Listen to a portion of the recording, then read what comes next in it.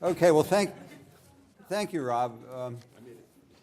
I also want to thank the Brookings Mountain West, UNLV, the Lindsay Foundation for having us. I think for us junkies who do this stuff, this is a great event, and I know we all appreciate being here. I'm going to be talking about Hispanics and the changing racial demographics of the Intermountain West, and I want to go back to the election of Obama because minorities, racial and ethnic minorities, are very important in the election of Obama, and I want to spend a little time talking about how that happened, what is the role of those minorities in electing Obama, how it happened, where it happened, and what then swing into to what's happening now in the Intermountain West, and present with the kind permission of Carlin Bowman and Rui Teixeira, who are going to unveil this wonderful survey later this afternoon. They're going to let me give you a little sneak peek of what's in there with respect as it reflects some of the racial differences. And they also are going to have the right to tell me if I've done something wrong with it while I'm doing it. But first I want to sort of give you an overview of what I'm going to talk about. One, I want to talk about the 2008, the Obama election, and the greater minority turnout and share of the voter population. Second, I'm going to talk a little bit about fast-growing and slow-growing purple states, something Rob talked about in the last session, and how the West is very much part of this fast-growing purple states, and how minorities, especially Hispanics, are going to be important in capturing the Western fast-growing purple states. Where did minorities win the election for Obama? Which states can Obama point to and say, these are the states minorities won for me? And then finally, we're going to switch into the current demographics and some polling on the Mountain West from the survey that I just talked about. First of all, minorities not only voted for Obama, these are the Democratic margins for the 2008 election and the 2004 election, but the margins increased for blacks, for Hispanics, and for Asians, and actually became reduced a little bit for whites. That is, the negative Democratic margin was less. They voted less for Republicans in 2008 than in 2004. And this is important too. We'll get to that later. It's not just that minorities were responsible, but the lower white turnout, the lower white vote for Republicans was also important. Number of voters, about 2 million more blacks, about 2 million more Hispanics, about almost 1 million more Asians voted in 2004 than in 2008 than in 2004. But there is this thing that's called the translation gap. Even though we have a huge growth in our Hispanic population and in our Asian population due to immigration, the children of immigrants, and all of that, the fact that the representation that these groups have in the total population is not the same representation that they have in the eligible voter or the voter population is important to understand. So in this chart, we can see that of 100% of whites in 2008, 77% were eligible voters. The other ones were either too young to vote or were not able to be citizens, were non-citizens. Whereas Hispanics, of 100% of Hispanics, only 42% were eligible voters. 45% were under age 18, 13% were non-citizens. That doesn't mean that they were illegal residents or illegal or undocumented residents, but that they were just simply not citizens. They could have been here legally and were not citizens. So we had a very sharp disparity in the representation of the population and the representation of voters. Similarly for Asians, 53% of 100% of Asians voted. On the other hand, sort of countering that was increased turnout rates, not only for Hispanics and Asians, but also for blacks. And in some states, they were increased even much more dramatically. States like Georgia and North Carolina, the Hispanic turnout rate. And the turnout rate is a number of people who voted as relevant to the eligible voter population. Blacks had a slight decline in turnout rates in 2008 compared to 2004. And if you look at the 18 to 29-year-olds, these are the young people, there's a huge increase in turnout rates for blacks and Hispanics and Asians. It's sort of stayed flat for the 18 to 29 whites. Now, of course, even though there was an increase in the turnout rates, these folks had a lower rate of turnout than the overall population. Still, it was an increase, and it had a lot to do with Obama's victory. So if you look at this, you can see that the growth between 2004 and 2008 in voters for each of these minority groups was higher than the growth for the eligible voters. And that all had to do with the turnout rates that were being generated during that period. Another way to look at this is if you look at the total population in 2004, 68% of the total population was white, went down to 65% in 2008. But on the eligible voters, of course, the white percentage is higher because you have a lower translation. You have the translation gap, and then you generally have a lower turnout, even though the turnout is increased for minorities. And then among voters, about a quarter of all voters in 2008 were minorities in the United States, up from about 21%. Due a lot to these turnout rates. Now this differs when you compare the share of the total population that's Hispanic, say, with the voting population that's Hispanic. It differs by states. States like New Mexico and California that have had a long-standing Hispanic population, that have lived in that several generations living there, many more of them citizens, older than 18 and so forth. The dip between, in case of New Mexico, 47% Hispanics of the total population to 34% of Hispanics of the voting population is not so great as it was in, for example, Arizona, where the Hispanics were 32% of the total population, but only 12% of the voting population. States like Arizona and Nevada and a few others have a bigger gap between that representation in the total population and in the lower population. But eventually there'll be a tipping point as many more of the younger people become over age 18 and become citizens, and that's of course the future. But we're talking still about 2008. So I'm going to get to the second theme, and this is the idea of red, blue, and purple states. I've identified 20 purple states in the 2008 election. Now these are states where the voting margin for either McCain or Obama was less than 10, but I threw in 3 others anyway. I threw in New Mexico, Nevada, and Wisconsin just because they seem to be purple states. There's a slight fudge factor, yes. You know, sometimes the numbers don't tell you everything.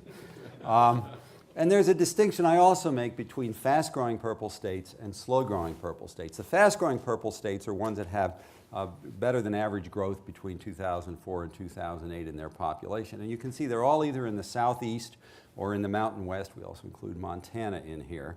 And 6 of those fast-growing purple states went for Obama, 4 went for McCain. On the other hand, there are these slow-growing purple states, and as Rob was telling us earlier, the issues that are going to be important for the fast-growing purple states are going to be different than the ones in the slow-growing purple states. But in fact, 7 of the slow-growing purple states, mostly in the Midwest, went for Obama last time.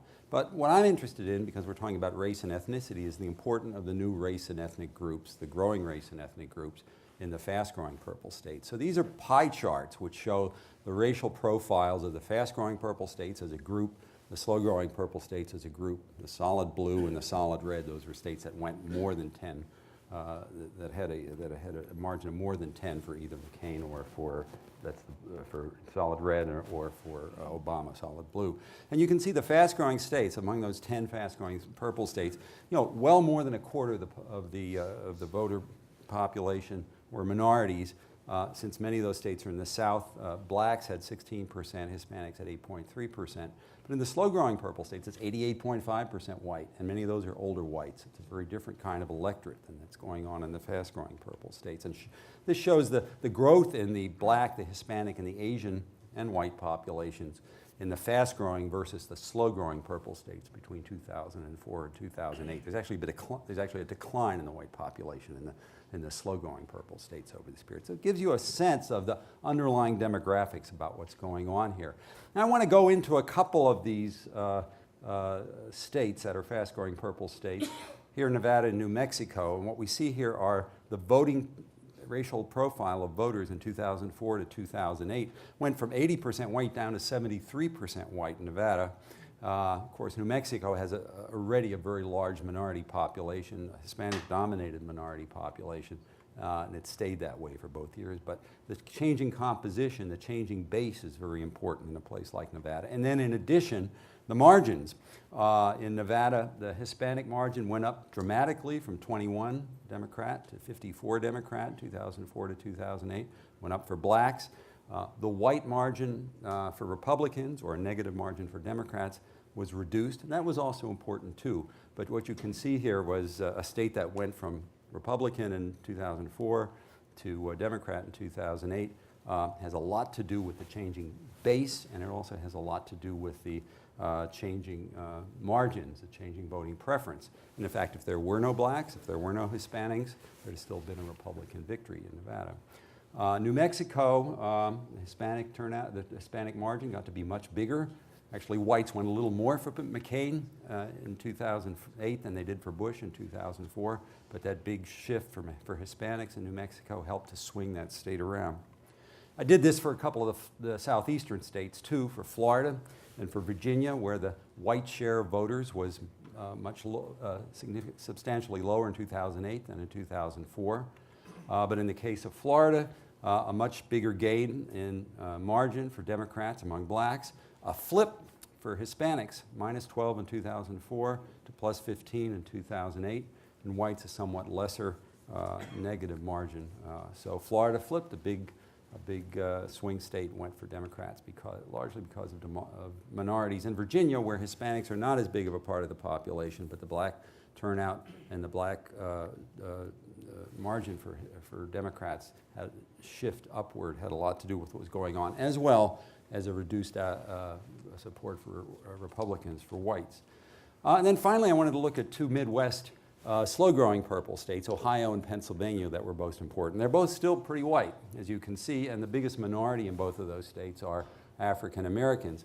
But what was key in both of these states, here in the case of Ohio, is that the big white plurality of the voting population was much less in the column of the Republicans in 2008 than 2004. So the blacks, even though they were a small sliver of the voting age population, were able to, because that very large increase over 2004 to 2008, helped to swing Ohio around. So minorities had a big significance in Ohio, but it was because the whites had sort of pulled in their support for the Republicans, made that minority vote very important. Similar kind of thing in Pennsylvania, where blacks went up from 68 to 90. Hispanics were still pretty heavy and significant Democratic margin. Puerto Rican population is a larger part of the Hispanic population in Pennsylvania. But again, the white support for Republicans went down. So, I mean, part of the story here is, yes, in these fast-growing purple states, you know, the new immigrant populations, the minority populations are going to be very important because they're growing very rapidly. But you also need to have on the other side perhaps a reduced support, not an increased support on the part of the white population. And, you know, things are probably going to be a little bit different this time with respect to that. And very important and very key for the minority gains in these states and almost all the states is the big turnout, which again is more questionable this time. In any event, in 2004, we're getting to the part where I'm saying which states could Kerry count on minorities for his win, and which states could Obama count on minorities for his win. Kerry took 20 states, 10 of which he could count on minorities for, but none of them were really in the fast-growing parts of the country. They were more like in a case like Pennsylvania and Ohio, where the whites went Republican, and it was small enough where the minorities could go and help him pull across. So those orange states are the ones that minorities won for Kerry back in 2004. On the other hand, in 2008, Obama took 29 states, and in 10 of those, minorities were responsible for him winning. And the ones in 2008 were those orange states again, and there almost a large number of them are in the fast-growing parts of the country: Nevada, New Mexico, Florida, North Carolina, and Virginia. So it's a story of greater turnout, a bigger part of the demographics of the population, a very important margin for the Democratic candidate, but also a decline in the white enthusiasm for the Republican candidate, which was the case for Obama. Now let's move to currently. I don't have all of this stuff for now because the election hasn't taken place yet. But what I do have is a little look at how, for the 2010 numbers for the current population survey, the difference between the total population and the eligible population by racial profiles for the U.S. and for the Mountain West. And again, it's sort of the similar kind of shift. U.S. 65% white for total population, 73% for eligible voters. For Hispanics, 16% down to 10% for eligible voters. Now in the Mountain West, if we group together these 6 states that we've been talking about, Hispanics go from 24% of the total population down to 16%, pretty substantial. for the eligible voter population. I've done this. Again, let's look at the 6 states by themselves. The total population, New Mexico is only 44% white. There are 2 states that are below 60% white, Arizona and Nevada. Colorado 73% white, and then 2 that are over 80% white. But when you look at the eligible voter population for these states, the white piece of it gets magnified. So in the case of Nevada, for example, it's 14% Hispanic among the eligible voter population. Now I'm going to flip back, against 24% Hispanic for the total population. And you see similar kinds of things going on. And in Utah and Idaho, what was only 10% Hispanic is now only 5% Hispanic when we look at the vote. So it's particular parts of the Mountain West where I think Hispanics can make a difference, and certainly Arizona, Nevada, New Mexico, and to some degree Colorado, if depending on how close things are and depending on the locality of the races, that could be important. Now what I'm going to do is crib from other people's work, and one of those people is the Scott Keeter's group at the Pew Research Center. The Pew Hispanic Center put out a poll earlier this week. It was on the front page of the New York Times, so I guess that puts it in the public domain, which I'm able to use. And they talked about the party affiliation of U.S. registered Latino voters. I believe this survey was taken in late August, early September, something like that. And basically what it shows that registered Latinos are still pretty much identify themselves as Democrats nationally. Very little, even a sort of slide in their identification as Republicans. Slight decline in identification as Democrats between 2008 and 2010, but it's not that big to make a lot of noise about. And they also asked registered Latinos about what party has more concern for Hispanics. Again, the registered Latinos show the Democratic Party is much more important. Another thing that got the headlines in this survey, though, is that their survey showed that Latinos are less likely to say the registered Latinos are less likely to say they're going to vote in the November election than is the case for the total population. I believe it was something like 50% of registered Latinos said they would vote, compared to something like 70% of the total population that said they would vote. So that's of concern because all we've been talking about have been changing demographics, not so much the changing what the impact will be of people not turning out. If they are registered and they're not coming out, the turnout may not be as big.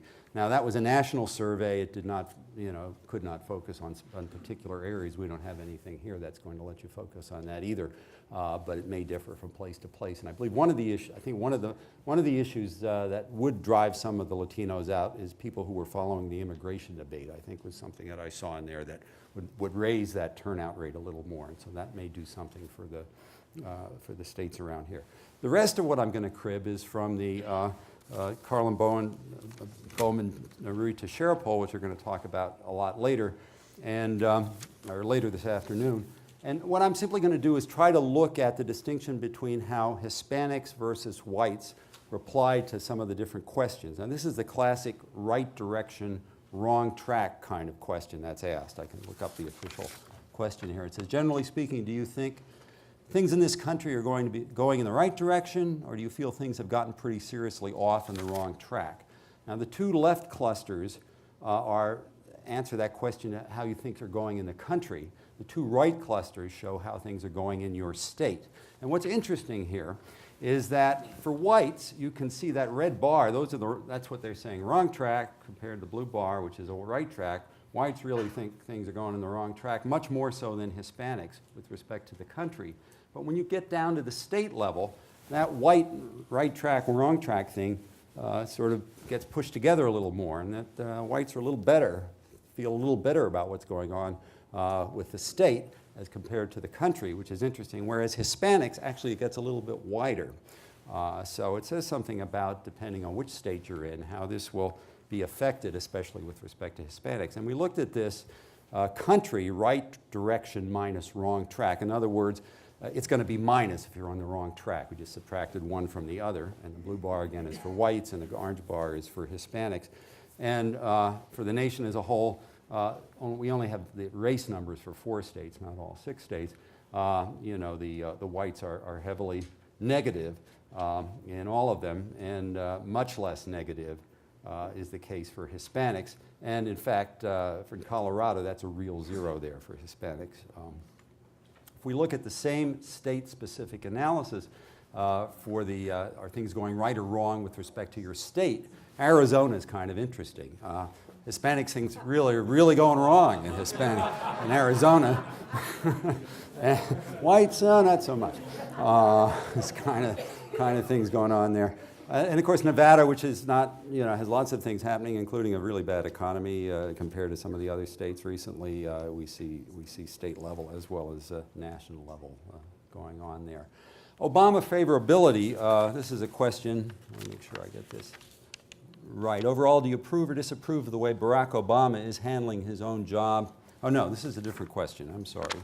Those of you who know the survey are going to catch me on it.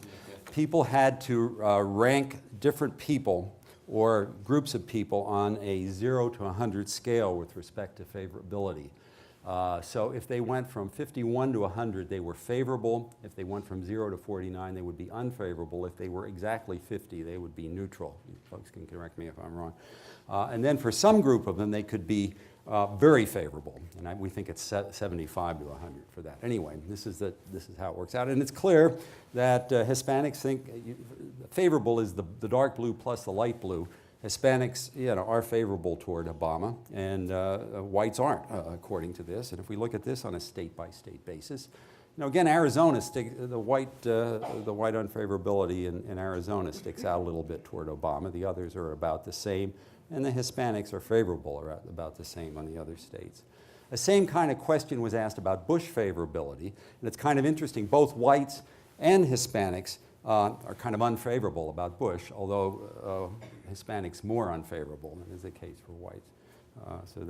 And then Sarah Palin, another interesting finding, is that both whites and Hispanics are fairly unfavorable about Sarah Palin, although more so for Hispanics and among whites.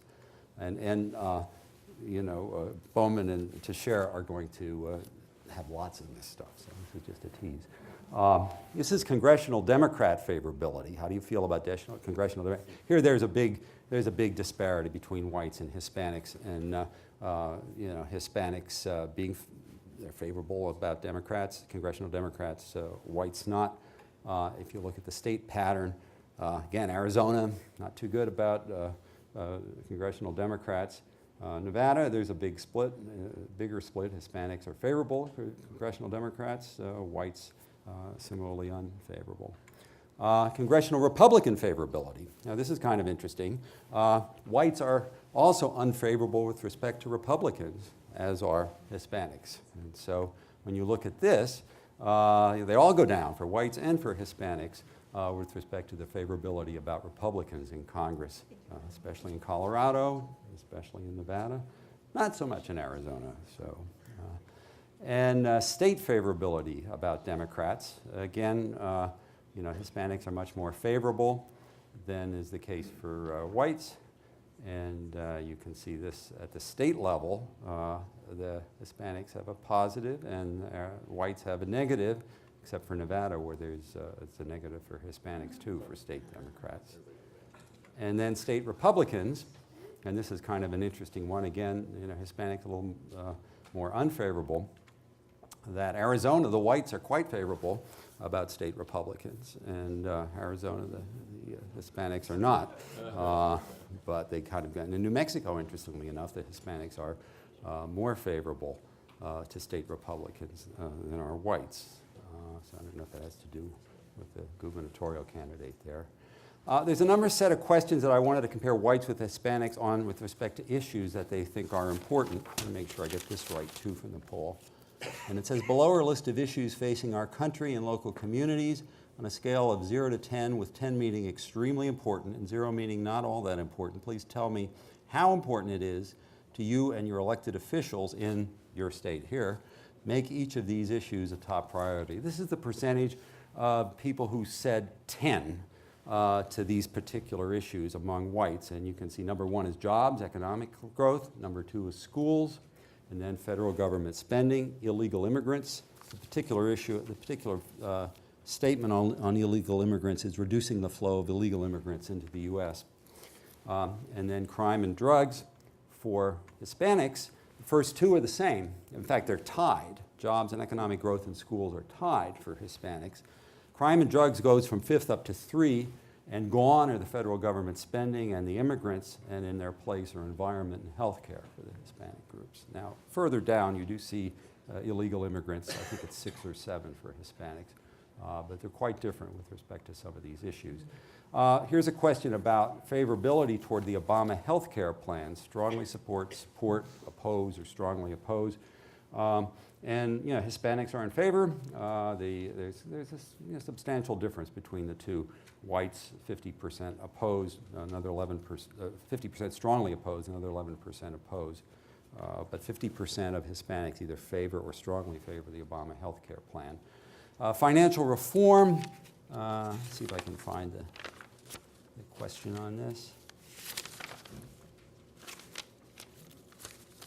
Give me a second. Okay, I'll be okay. Well, it's a question basically if the federal government did a good job or not with the kind of bailouts. And about the same, a lot closer than the health care between the two, but the Hispanics are a little bit more favorable. Income taxes, are your federal income taxes okay or too low or too high? Surprisingly enough, they're both somewhat similar. Not too much difference between the two. The white is about right, the red is too high. And here we go, the Arizona immigration law. The question is, do you agree with the nature of the state of Arizona's immigration law? Is it about right? Is it not far enough, which is red, or it goes too far, which is blue? Here, as you might expect, the Hispanics, very many of them, 57% say it goes too far. And again, Arizona, a little bit of an outlier there. Hispanics in Arizona really say it goes too far, not so much for whites in Arizona. New Mexico, they're kind of closer to each other than in other states, although not as high as for Hispanics in Arizona.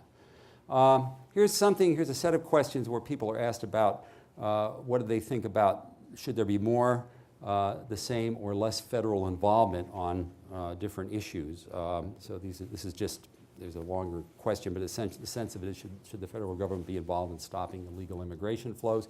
Interestingly enough, both whites and Hispanics, a large majority of them say there should be more federal involvement in this. If you look at it by state, somewhat similar. In New Mexico, it's much higher than for whites and for Hispanics. Deal with illegals here. Should there be more federal involvement? Here again, both whites and Hispanic think there should be more federal involvement. Deal with illegals here in terms of state involvement.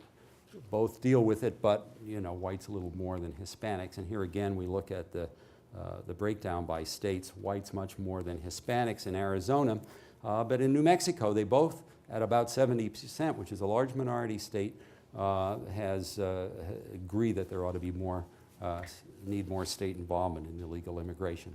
And then finally, there are general paired questions here, and I just want to read this one. And you either can agree to about immigrants, as they have for generations. Immigrants today continue to enrich our culture and strengthen our economy. That's the strength one. Or immigrants today are a burden on our country because they take our jobs and use government benefits. The people who, this shows the percentage of whites or blacks who strongly agree with one or two of those statements. It's about equal for whites, strength versus burden, much more strength for Hispanics. And then the final one has to do with pathway versus no amnesty, and that is very much an abbreviation for these questions. One of them says, illegal immigrants who have been living and working in the U.S. for years and who do not have a criminal record should be allowed to start on a pathway to citizenship by registering that they are in the country, paying a fine, getting fingerprinted, and learning English, versus there should be no amnesty, social services, or other benefits given to illegal immigrants who have broken the laws in our country by coming here illegally in the first place. And again, there's a much sharper divide with the Hispanic population. But in general, Hispanics are somewhat more inclined to favor Republican congressional candidates, state candidates, much more in favor of Obama, more in favor of the health care plan. Still, I think surprising to me is a big view on the part of Hispanics that they do want to see both state and federal involvement in in immigration reform in some way, although probably taking different measures. So I think there's potential. I think the wild card here is something we don't have in this survey, at least I couldn't find it, is the idea that the Pew Research Center came out with, that Latinos are not going to be able to turn out as much in this election as before. And on the other side of the coin, which we learned from 2008, that whites will turn out a lot stronger, perhaps whites voting for Republicans than was the case in 2008. So I'm going to stop there.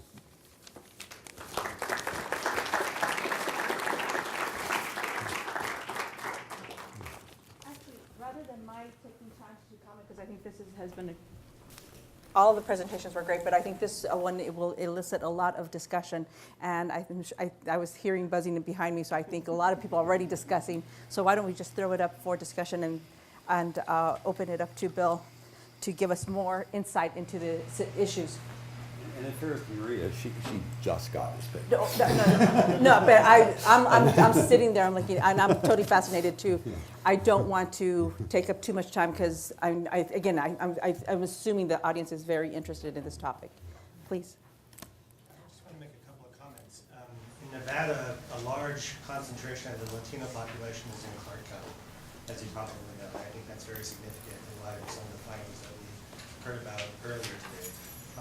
The other thing is the Democratic Party, I think, still has a sustained effort to register Latinos, including those that are recently naturalized. I think the Republican Party has been fairly slow to reach out to Latino voters, and the immigration issue continues to hamper them somewhat. And the third thing I think that I would point out for Nevada at least is that in Clark County, a large number of Latinos are organized. They belong to unions, and the Culinary Union, Local 226, is I think a very good example. Half the membership is Latino, and we know from a good body of research that makes, living in a union household makes a difference on things like turnout. I don't know how much the economic crisis has affected levels of unionization. I think in the skilled construction trades that's made a difference. But I think in other service sectors that are unionized, that might still have a positive effect on Latino turnout going into 2010. Well, thank you for those observations, because that was a big hole in this presentation, because and I think it's the big wild card, as I said. And so that suggests that it'll be more competitive than maybe some of these results might. But in other states, when that's not the issue, then the Latino vote goes into play. Adding on to what he said, I don't know if there's data available either about, because of the slump in the construction trades, how many of the eligible voters in the Hispanic community have left. We don't know those outflow numbers, so I don't think it's as significant as we may think, because they're kind of trapped to stay. There's no jobs for them to go to elsewhere either. I do know think that's an interesting number that also we haven't had a chance to get. We just have anecdotal information, but we don't have hard numbers. So. I do know, as part of some of my other work, that I've been tracking Hispanic population change in different Western states, and it should be no surprise that the growth rates of the Latino population in Nevada have gone down over the last few years. But that perhaps, as you suggest, whether it would affect the union workers and that group of folks as much as the general population, we don't know really. You're right. What is the trajectory on the narrowing the ethnic gap in the difference between the share of the population that's eligible to vote and not eligible to vote? If you look at the Hispanic population and where the increase is coming from, is there a point at which you can see that gap being much smaller with the white population listed in? How far away is that? Well, it's, we know now the biggest component of growth in the Hispanic population is natural increase, not immigration. And so all those kids that are born here will eventually become citizens. I mean, I haven't done the math to figure out how that's going to be, but certainly in states that have had, like California, where they've had a long history of immigration and now a large part of their Hispanic population is U.S. born, that's going to occur more quickly than perhaps in a state like Nevada. But there's going to be a tipping point. I haven't figured out where that is, and I think that's a general demographic fact of life. The immigration component is now a much smaller part of the change. Yeah, there are people have done projections on that. The gap will narrow in terms of the difference between eligible voters. And the population because of the increased state-born proportion of the Hispanic population. There's an estimate along those lines in my paper, Demographic Change in the Future of the Parties, to which I refer you as the actual data point. There you go. What was it again? Demographic Change in the Future of the Parties. It's on the Center for American Progress website. Does the pace at which the gap narrows accelerate going forward? Accelerate from what it is now? Yeah.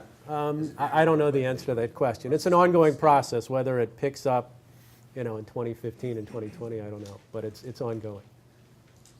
I'm sorry, question back here. Yes, is your paper published already? Can we access it?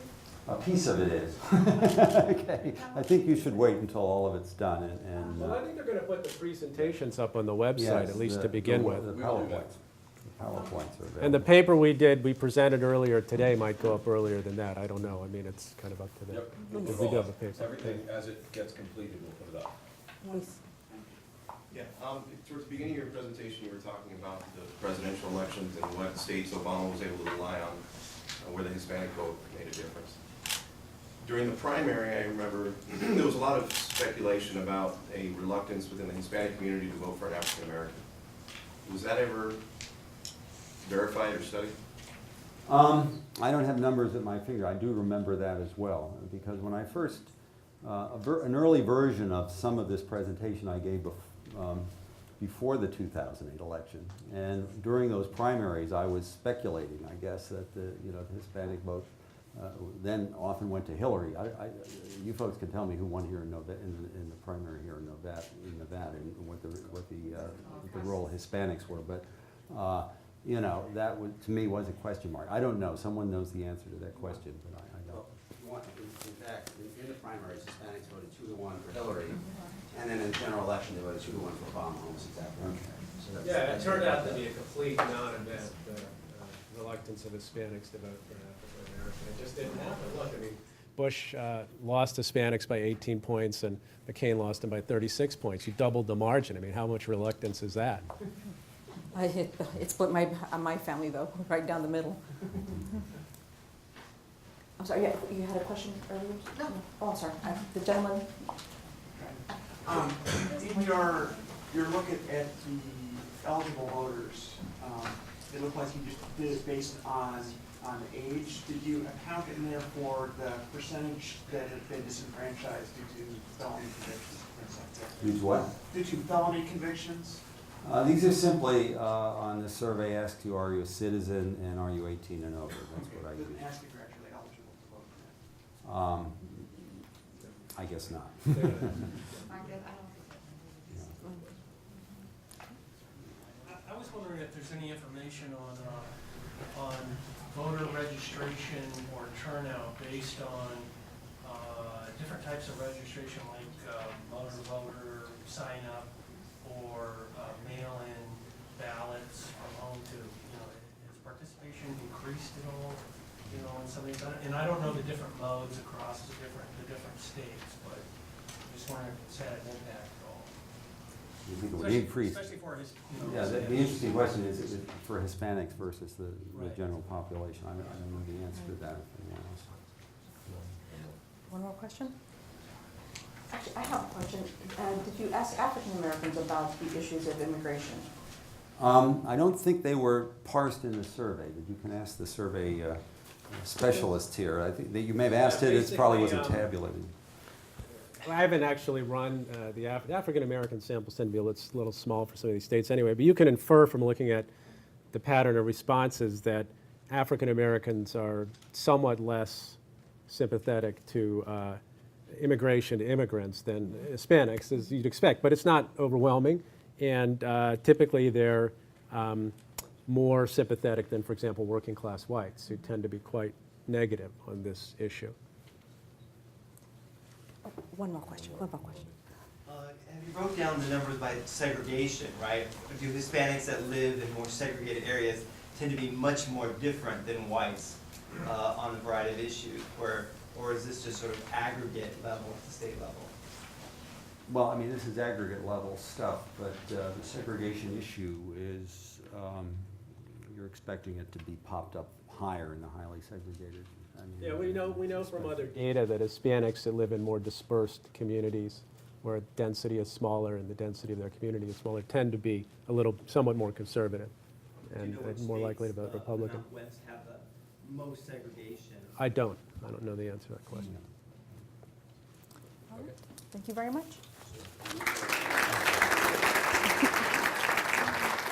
Okay.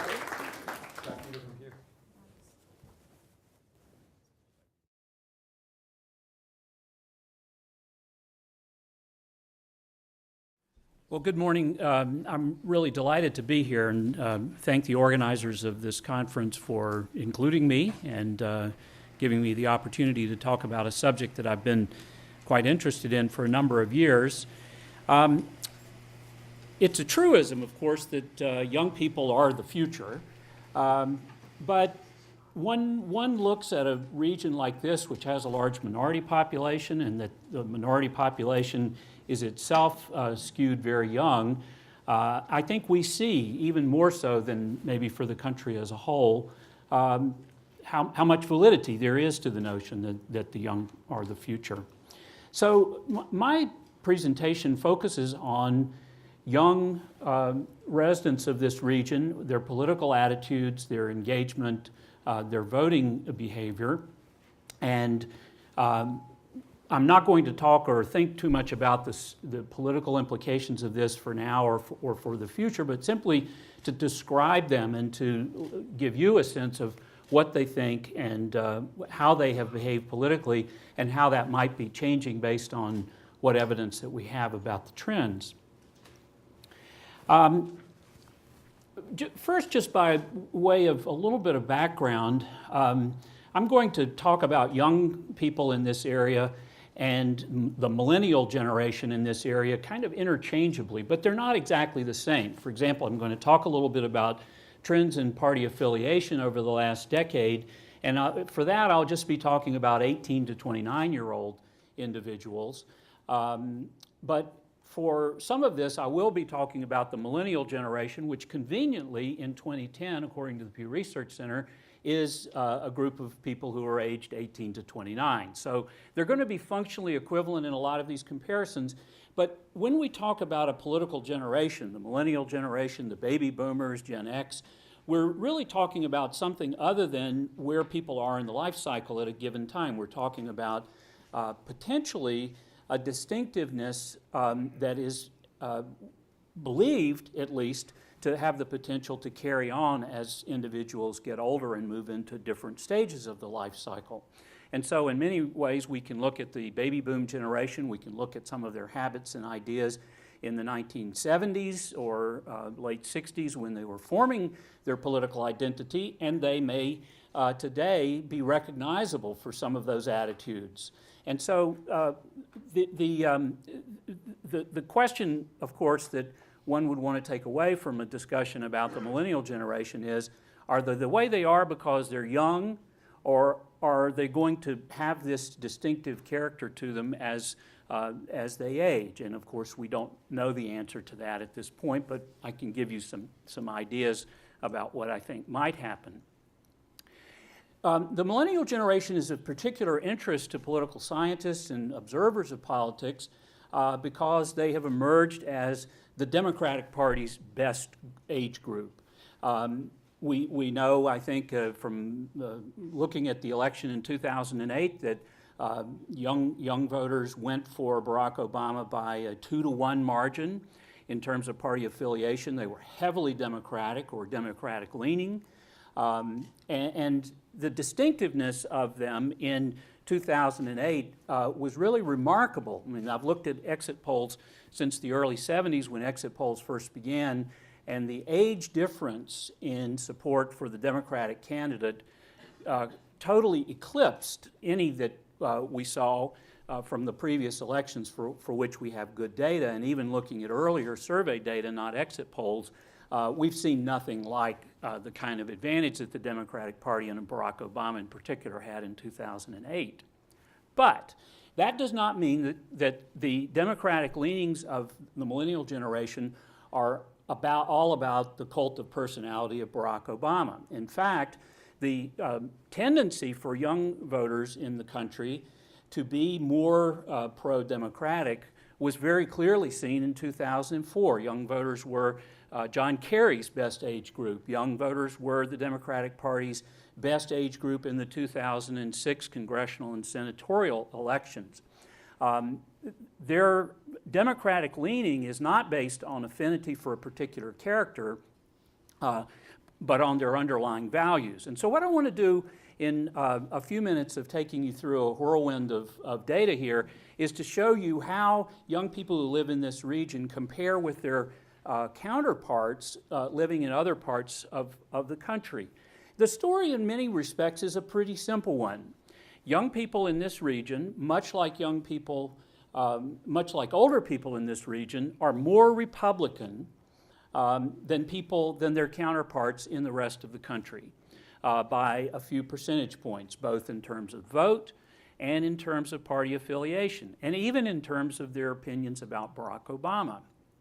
But in terms of their political attitudes and underlying political values, they are virtually indistinguishable from young people in the rest of the country on a whole series of questions that we've looked at.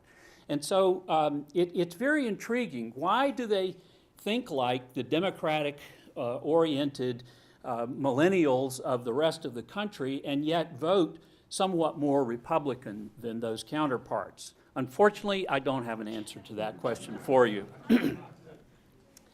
So we'll look at the partisan affiliation and the ideological attitudes of the millennial generation.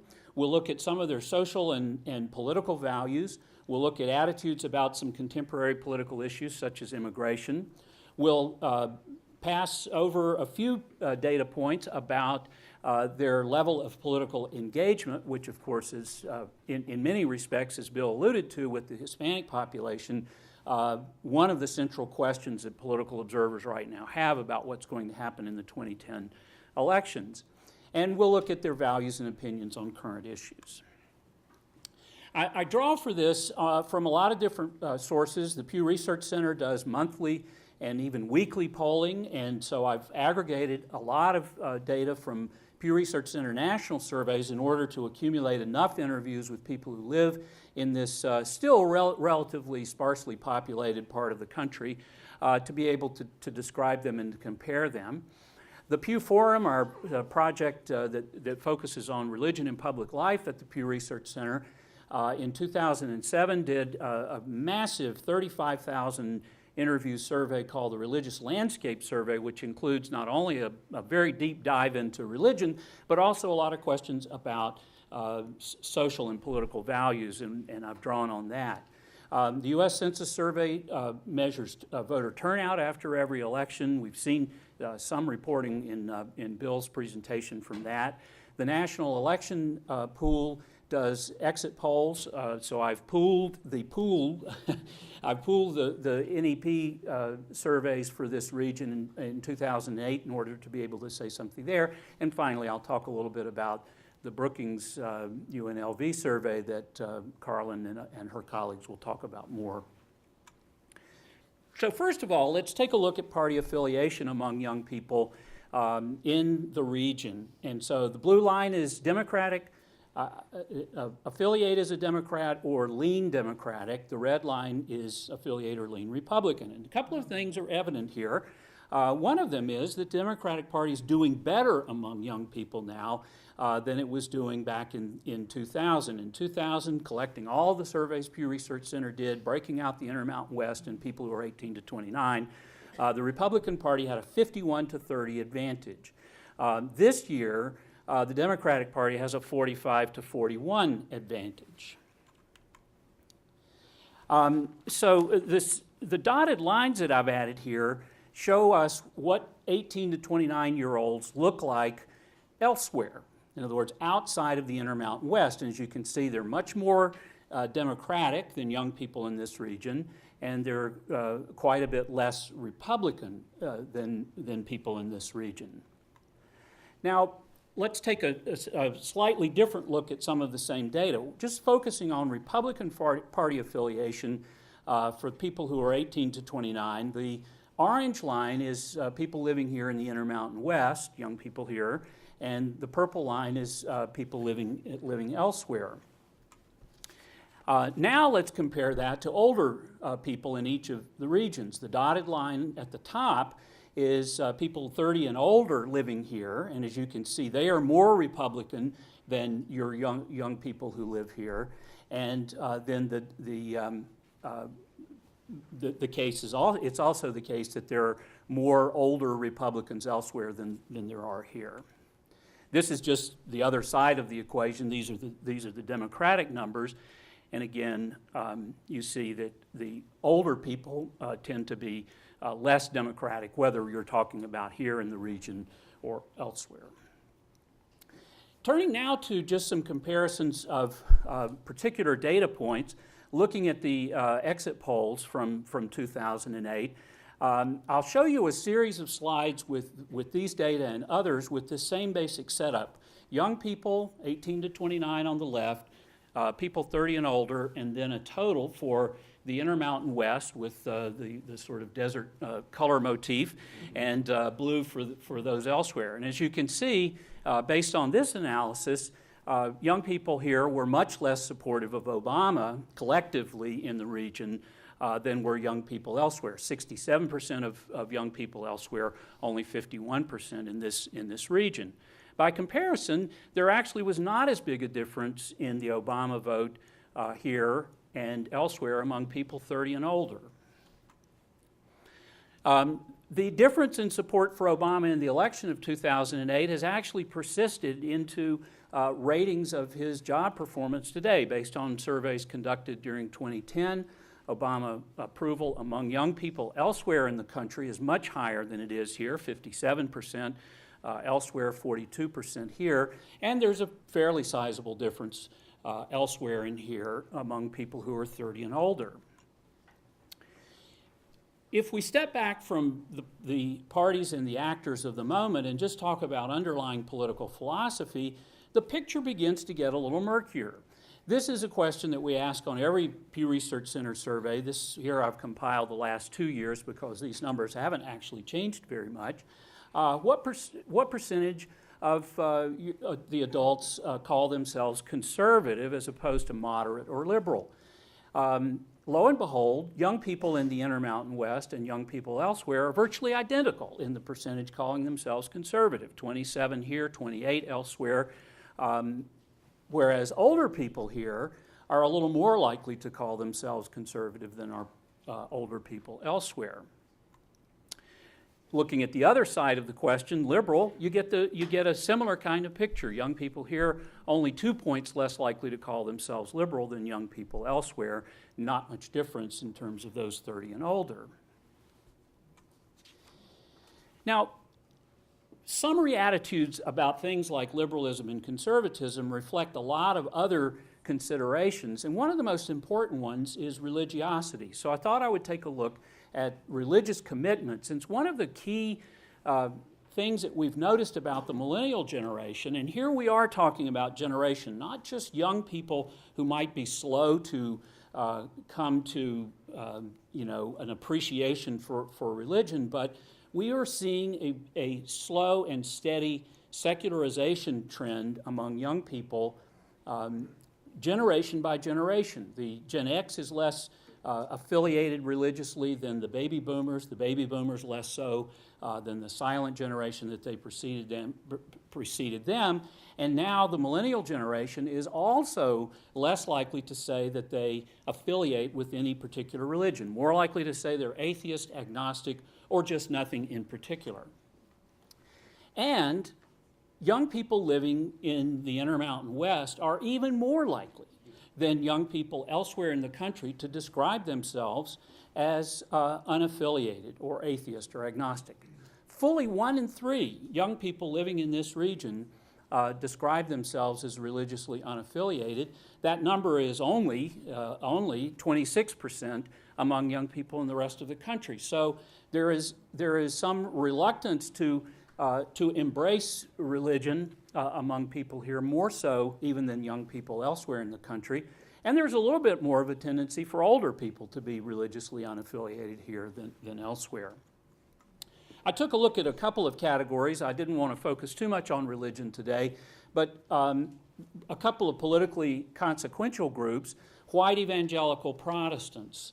That's, of course, a very important political constituency, has been a big backbone of the Republican Party in this country. It was very important in 2000, very important in 2004 presidential election. There are very few, relatively speaking, young white evangelicals in this region of the country compared with the rest of the country. For reasons that I think people understand. There are more Catholics here because of the Hispanic population. There are more Mormons in certain parts. But this is one of the political, this is one of the keys to the politics here, or maybe the politics going forward. Interestingly, though, while religious affiliation is not as great, we don't see very much difference in terms of the percentage of young people here and elsewhere who attend religious services on a regular basis. Weekly church attendance, weekly or more often, is lower among young people than older people. You can tell by the height of the two bars on the left and the two bars in the middle, but it isn't significantly different among people who live here or elsewhere, regardless of their age. And I think that may be in part because even though there are more unaffiliated people here, the people who are affiliated may be a little more religiously intense than similarly aged people in other parts of the country. But this, of course, given the connection of religion and politics in this country, can have some implications. Turning to some values related to religion, or moral values, if you want to call them that, there was a question in the Pew Forum Religious Landscape Survey.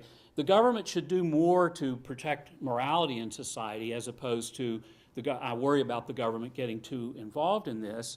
You actually find young people a little more likely to agree that the government should do more. Of course, we don't know what they're thinking about when you ask them about morality. They may be thinking about, saving the earth or being good to the poor, whereas I think a lot of older people may very well read this question more as gay marriage and abortion and so forth. But again, we don't see much of a difference between young people here and elsewhere in the percentage saying that the government should do more in this area. Similarly, we find that young people in this area, as well as young people elsewhere, are much more accepting of homosexuality. This shows up in lots of different ways in terms of support for gays in the military or same-sex marriage, but no difference really between young people here and young people elsewhere in their agreement with this particular indicator that homosexuality should be accepted as opposed to discouraged by society.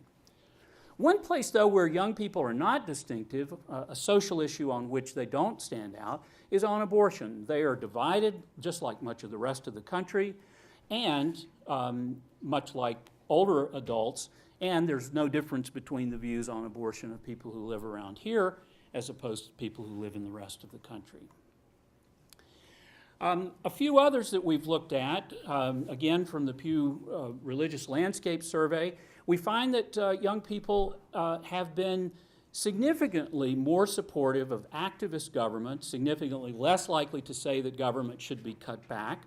And while you might find that 3-point difference for young people in this region, 29 versus 26, in favoring a smaller government to be noteworthy, it really doesn't have a lot of, it's not big enough to make a whole lot of difference. The 53 to 46 difference that you find among older adults in this region does comport with the voting behavior in a lot of respects, but I think the absence of a bigger difference among young people in this on this question is an interesting one. They're not as reflexively anti-government as a lot of other people in this area. Another question that goes to the issue of the scope of government is what should be done for the poor. 2/3 of young people think the government should do more to help needy Americans. No difference, again, between young people here and elsewhere in the country.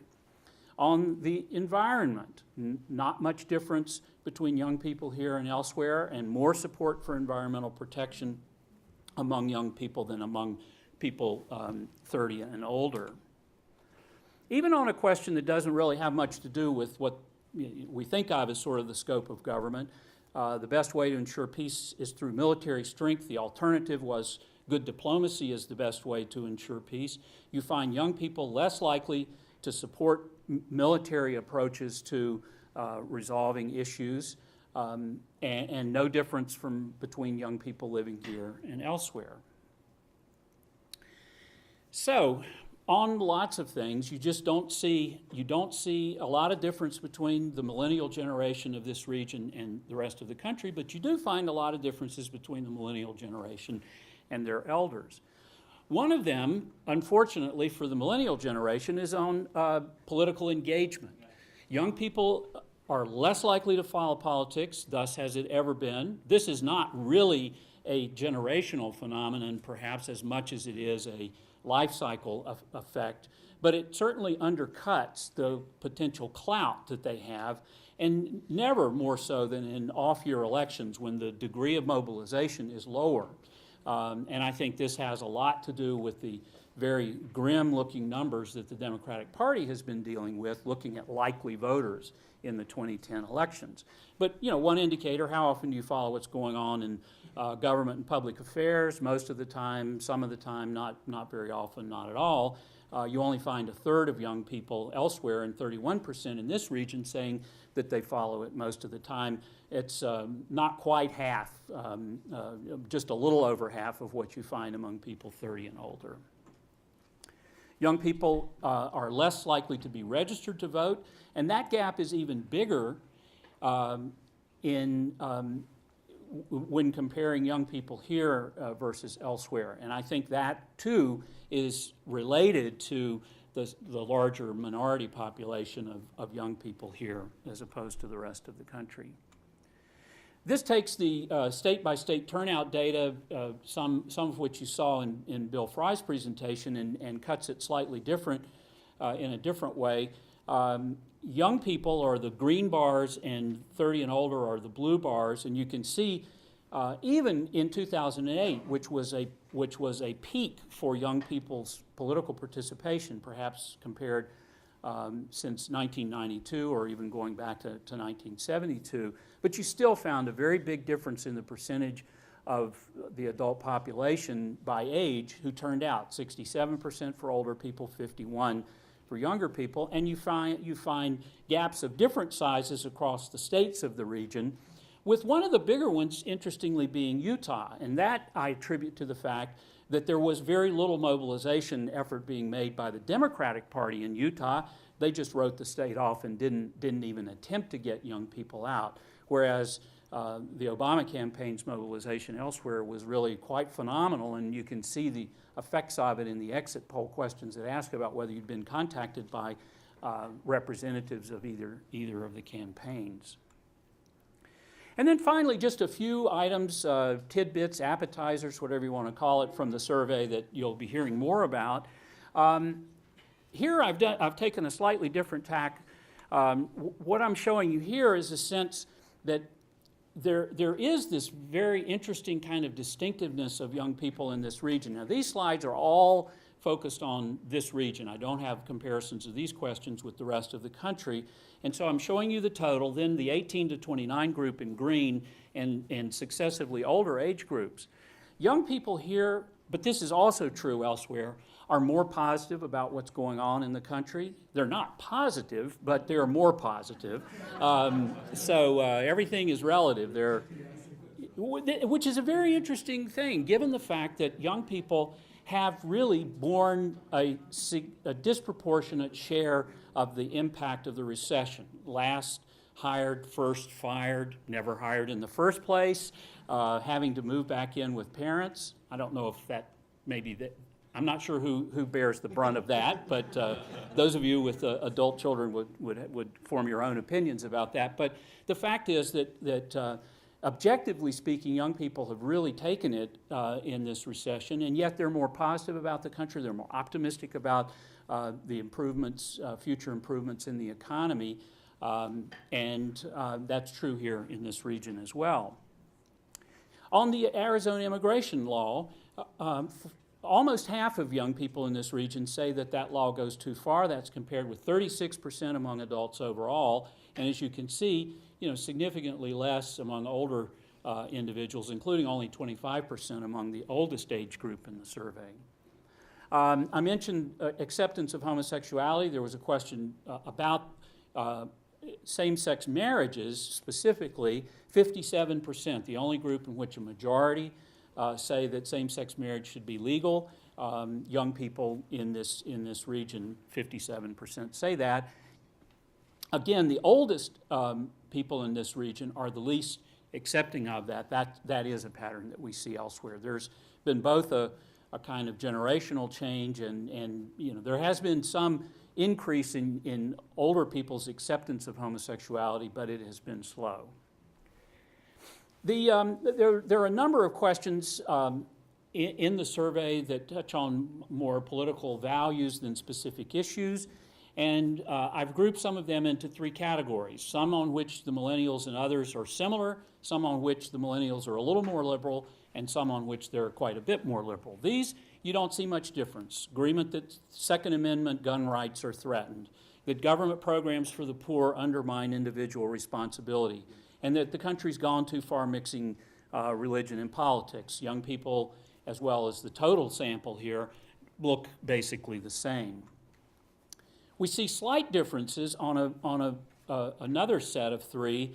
Young people are a little less likely than the average to say that we should be willing to give up some civil liberties to protect against terrorism.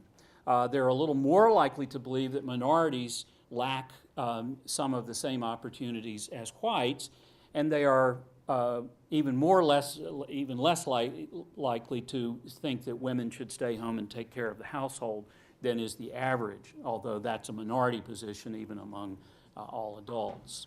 And then on a few where you find a bigger difference, there is a much larger level of support for cultural institutions, government supporting cultural institutions among young people. There's more support for reducing the income gap between rich or poor, and there's a significantly more positive attitude towards labor unions among young people in this region than among the public as a whole.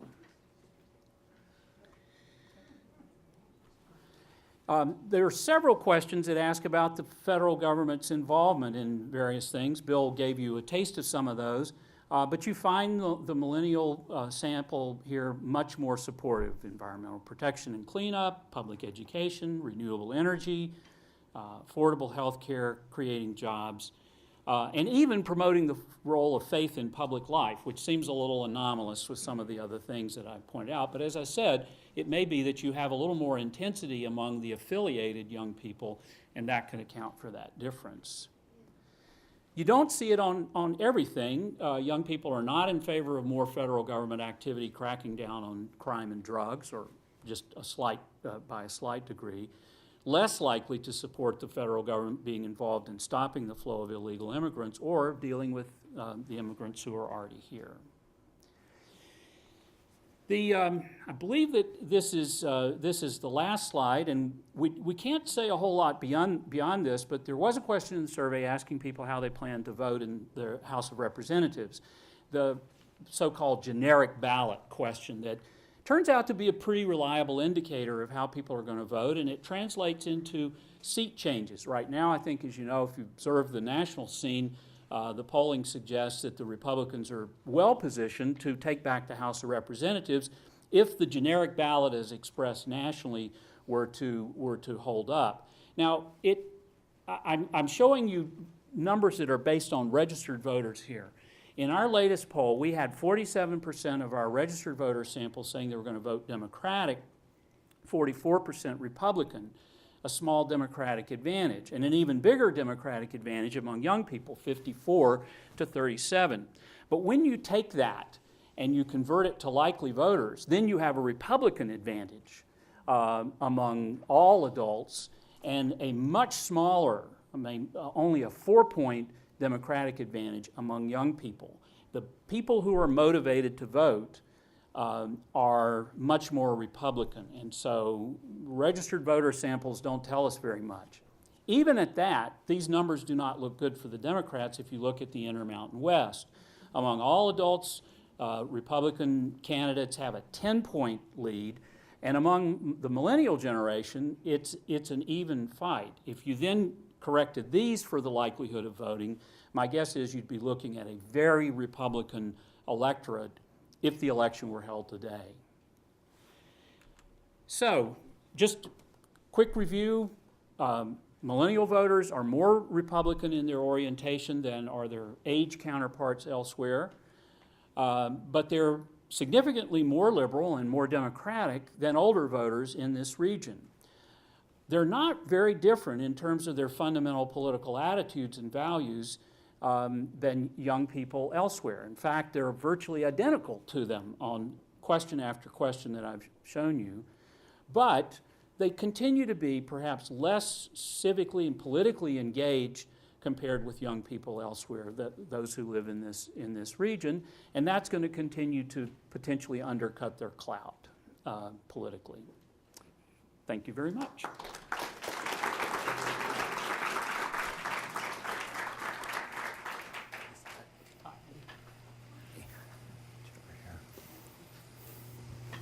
I'll make sure not to take up too much of Scott's time to answer questions. I think one of the things that I find most fascinating about your statistical data on the political landscape and the millennials right now is trying to answer that question that you presented up front, which is there an emerging distinctive generational view that's going to carry forward? And for me, and I think for those who study the West in a historical context, looking at how this young generation that's confronting bleak economic times and a prolonged recession is configuring their political views in the context of distinctive Western traditions. And one of the things that emerged from the 1970s recession was a youth-driven generational sensibility about conservatism in the American West that was very in tune with deep traditions of what you might call a Western libertarian sensibility, but also in tune with the issues of the 1960s and 70s, social liberalism, changing views on religion, and all of the things that you discuss in your work more deeply than these statistics indicate. So I don't really have a question that I think you can answer because you said you couldn't right from the beginning. But I think when you look at some of the statistics about the political leanings of this generation and think about it in comparison to the cohort that is building on regional traditions to generate such support for Tea Party candidates and others, it raises questions about the ability of these millennials in this region to maybe own the regional political traditions in a way that the baby boomers did and forged interesting alliances and created movements like cyber libertarianism and the political sensibility that sparked Silicon Valley and some very successful entrepreneurialism and led some of them into positions of power today. So just an observation about what I find really fascinating about your discussion of an emerging distinctive sensibility. And I don't know if you have thoughts on those deeper traditions.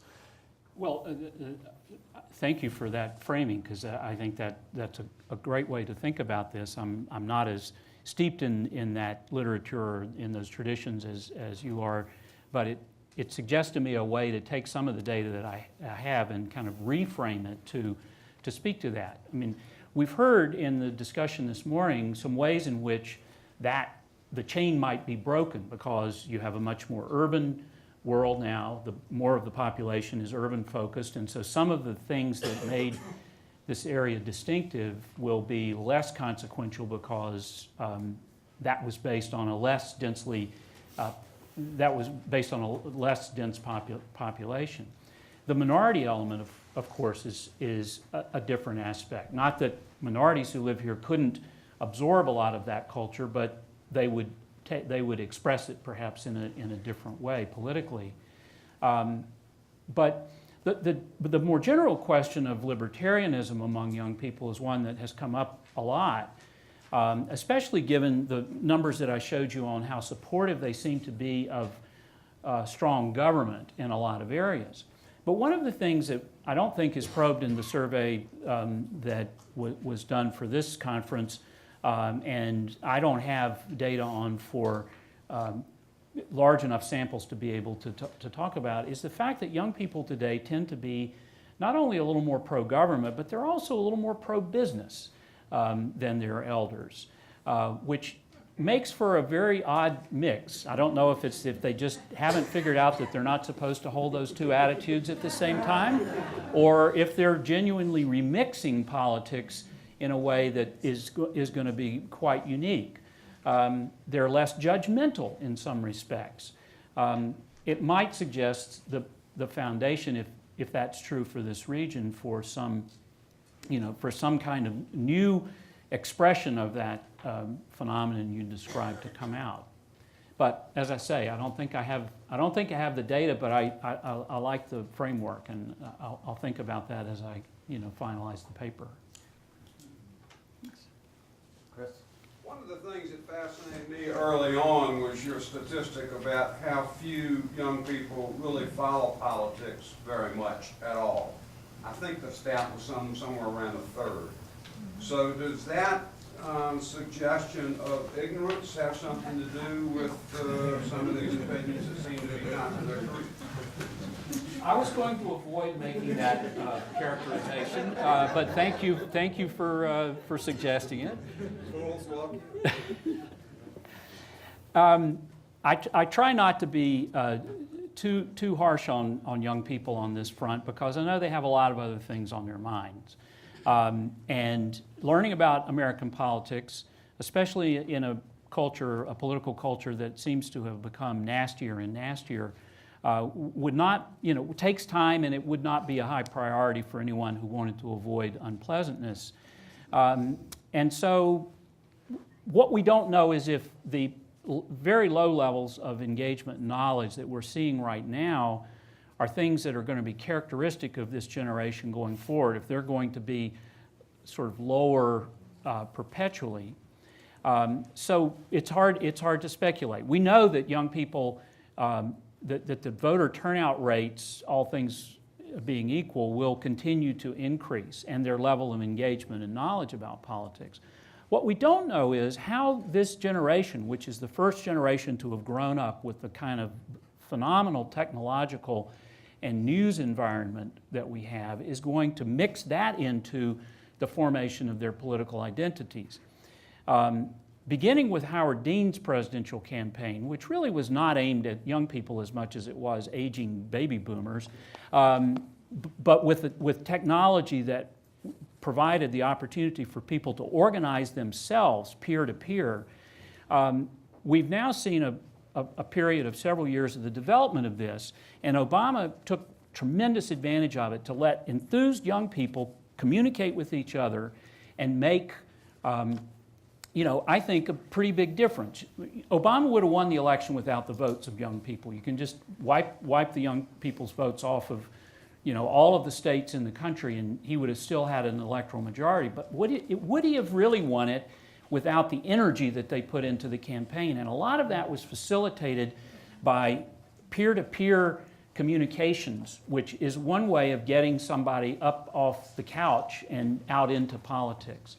So I don't know where to go with that, but I think the potential for this generation of young people to be something different in terms of their engagement is there, because they have a mastery and a comfort with the tools that are available now that we didn't when we were growing up and forming our political identities.